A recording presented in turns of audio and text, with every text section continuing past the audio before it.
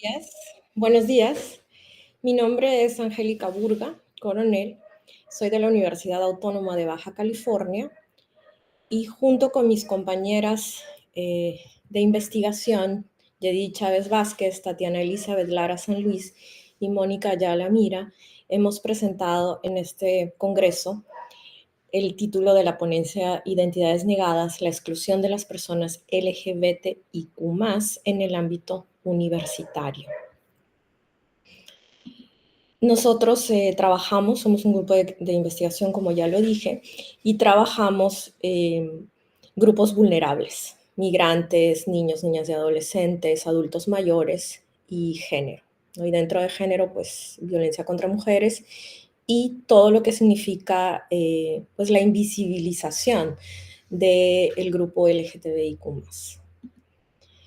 Comenzaré diciendo que hay varios estudios y estadísticas en el mundo proporcionados por Naciones Unidas donde se enfatiza que históricamente las personas que pertenecen al grupo vulnerable LGTBIQ+, han sufrido discriminación por su orientación sexual o de identidad de género en todas las regiones del mundo y en diferentes contextos como centros de trabajo, espacios educativos, centros de salud, entre otros.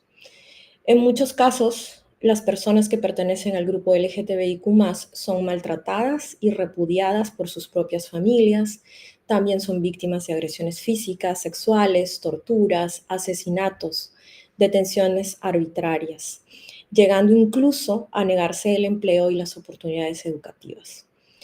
En general son víctimas de una grave discriminación que les impide el goce efectivo de sus derechos humanos, ¿no?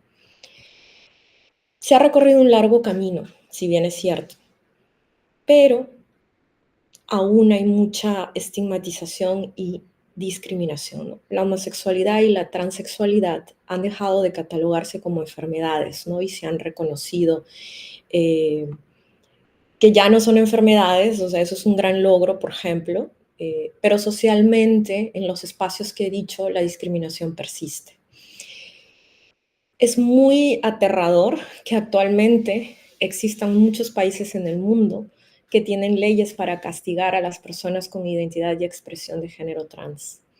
En 76 países del mundo se conservan leyes que criminalizan las relaciones íntimas y consentidas entre personas del mismo sexo, tales como Uganda, Indonesia, Algeria, Libia, Egipto, entre otros, por lo que pueden ser arrestadas, enjuiciadas y encarceladas, incluso condenadas a la pena de muerte en al menos 5 países del mundo, tales como Brunei, Irán, Mauritania, Nigeria, Arabia Saudita y Yemen.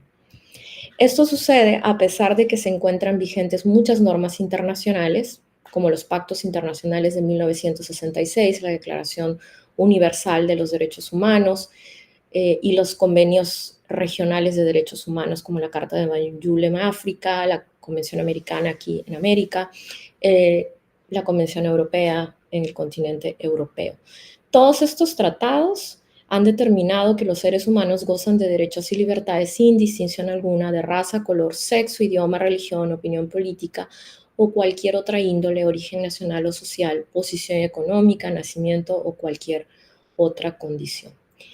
También la discriminación persiste, pese a que en el año 2006 se adoptaron los famosísimos principios de Yogyakarta, que tienen un listado de 29 principios y recomendaciones adicionales que determinan los estándares básicos que los estados deben respetar para proteger al grupo vulnerable LGTBIQ+. Para hablar de identidades negadas, primero tendríamos que saber qué es la identidad, qué es el derecho humano a la identidad, cuál es ese contenido esencial. El derecho a la identidad está formado de varias características. Es lo que determina cómo es una persona, ¿no? Que va desde su origen nacional, el nombre, es su origen biológico, la afiliación que tenga, su identidad de género, su identidad cultural, lingüística, étnica. Todo eso compone la identidad de un ser humano. y todo aquello que vaya sumándose en su proyecto de vida, de acuerdo a las experiencias que va viviendo, de acuerdo a los lugares donde vive, los lugares donde se desarrolla, donde estudia, donde trabaja, ¿no? Y así como el nombre se puede cambiar, así como la identidad religiosa, la confesión religiosa puede cambiarse, pues el género también puede autodeterminarse, ¿no? Pero eso asusta mucho a la sociedad porque estamos acostumbrados a vivir hace muchos siglos en sociedades heteronormativas. Dentro de este derecho a la igualdad, de este universo del derecho, perdón, a la identidad en general, dentro de ese universo, tenemos a la identidad autopercibida como una característica más dentro de toda esta, de esta globalización de lo que es un ser humano, de cómo se autodefine una persona. El derecho a la identidad autopercibida es una manifestación fundamental de la autonomía personal, del libre desarrollo de la personalidad, de la dignidad humana y obviamente de la igualdad que tenemos todos los seres humanos. Este derecho se refiere a la facultad de toda persona de identificarse y ser reconocida conforme a su autodefinición de género, de nombre, de expresión personal, más allá de todos aquellos datos como los datos biológicos asignados al nacer o cualquier otra categoría que la sociedad le pueda imponer. Yo siempre le digo a mis estudiantes, es como uno se ve cuando se mira al espejo, es lo que nos determina, lo que nos define, lo que nos identifica, ¿no? Como tu nombre, ¿no? El nombre es algo tan poderoso que uno voltea cuando lo escucha, ¿no? Y no solo los seres humanos, ¿no? Yo hago este ejemplo, esta analogía en clase. Si tenemos una mascotita y le ponemos un nombre y llamamos a la mascotita, el nombre, por su nombre, la mascotita responde. La mascotita se identifica con ese nombre. Entonces el nombre es muy importante. Y digo esto porque les voy a contar cuál es uno de los retos que estamos viviendo ahorita en el ámbito universitario donde yo trabajo, ¿no? Y en muchas universidades del país, no solo la mía. Entonces, esa autopercepción tiene que ser reconocida. La identidad de género autopercibida forma parte esencial también del derecho a la vida privada, a la identidad, a la no discriminación. Si negamos todo esto, estamos negando la esencia del ser humano, la esencia de las personas, ¿no? En este sentido, la dogmática de los derechos humanos ha determinado que se tiene que reconocer la identidad de género autopercibida mediante procedimientos administrativos rápidos, accesibles y sin requisitos patologizantes. Se debe respetar el proyecto de vida de cada persona, así como el derecho a la identidad de género para proteger la vida privada, el nombre y la igualdad ante la ley. Además, se subraya que el respeto a la identidad autopercibida es indispensable para la protección de derechos como la salud, la educación y el trabajo. O sea, cuando alguien no es reconocido, cuando es negado, pues claro que eso tiene un impacto en su salud mental, física, y tiene un impacto también en su trabajo, ¿no? Que puede llegar a ser estigmatizante en algunos contextos, no solo laborales, también en el medio universitario, ¿no? Por ello se reitera que imponer requisitos médicos, quirúrgicos o judiciales desproporcionados para el reconocimiento legal de género vulnera los derechos fundamentales, ¿no? Digamos que una de las formas clásicas para autopercibirse es determinar el nombre. Dentro del grupo vulnerable LGTBIQ+, el subgrupo más vulnerable todavía es el grupo trans.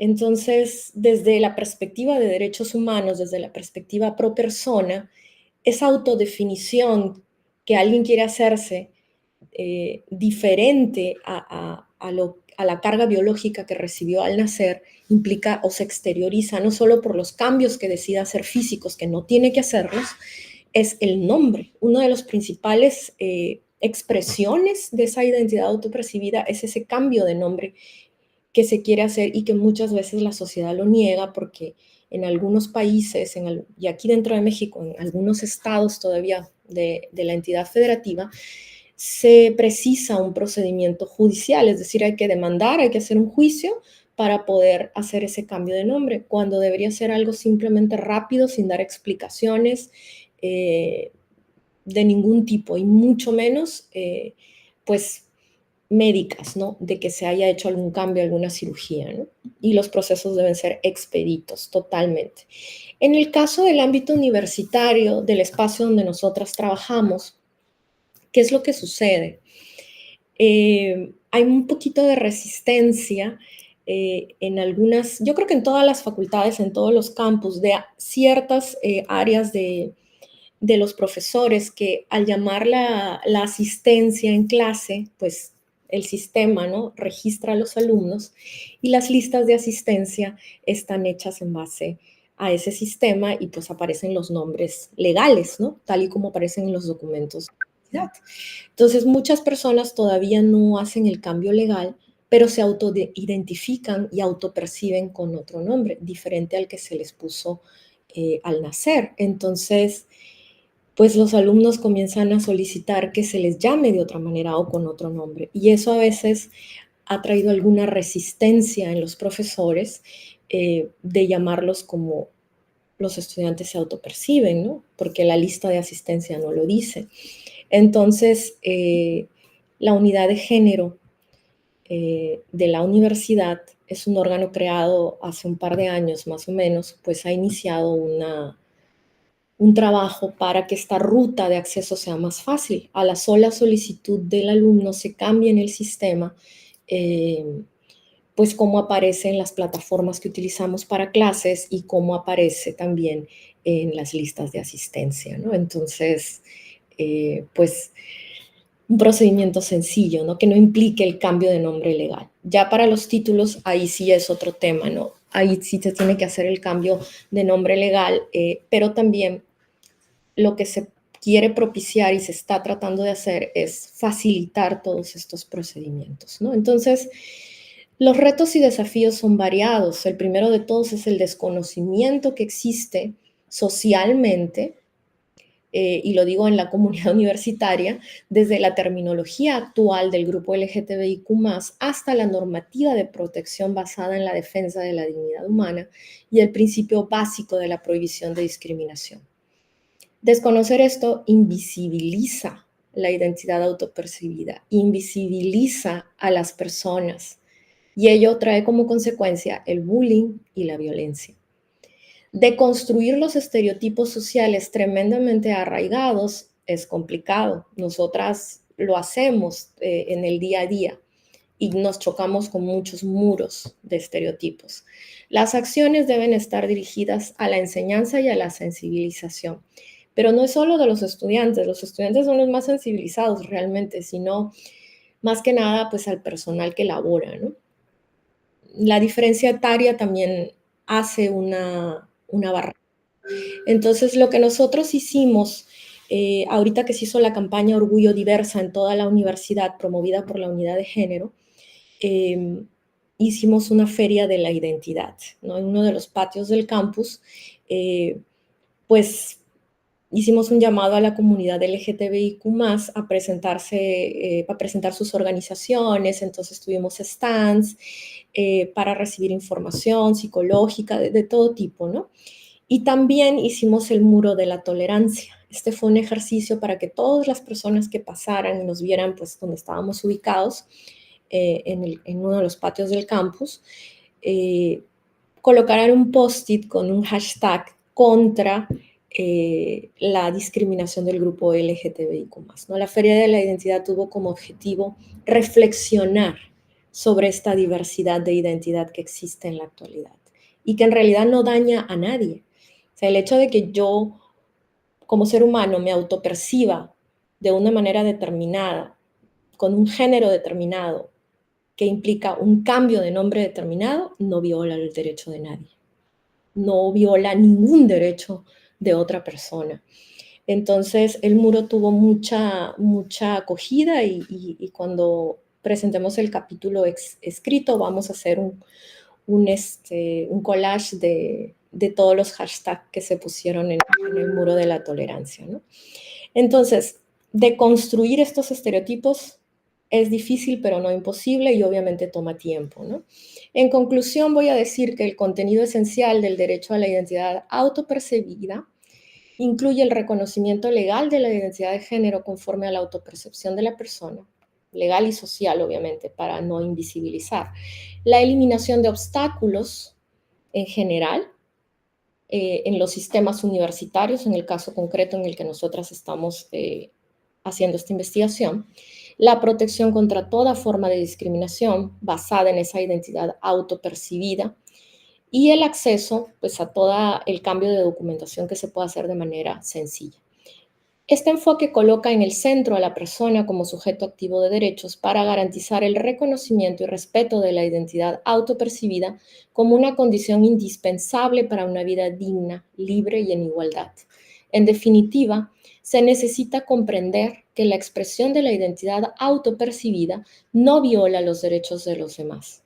Respetar las identidades autopercibidas aunque la sociedad no las llegue a entender por completo, ya que la clave es la tolerancia y el respeto por los derechos de los demás, contribuye a dejar de negar a las personas y sus proyectos de vida. Y con esto voy a concluir esta presentación. Les agradezco mucho por haber leído lo que presentamos y por haber escuchado este video. Muchísimas gracias.